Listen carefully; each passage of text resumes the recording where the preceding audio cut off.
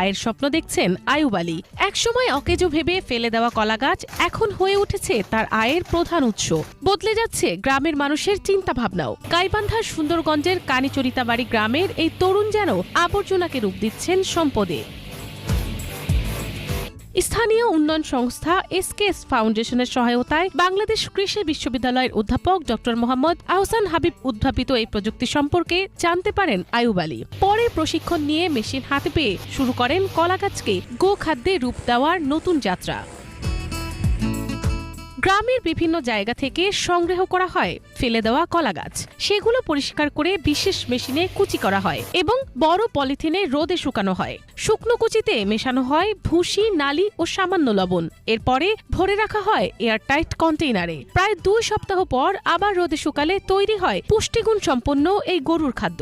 সঠিকভাবে সংরক্ষণ করলে এই খাবার রাখা যায় প্রায় 6 থেকে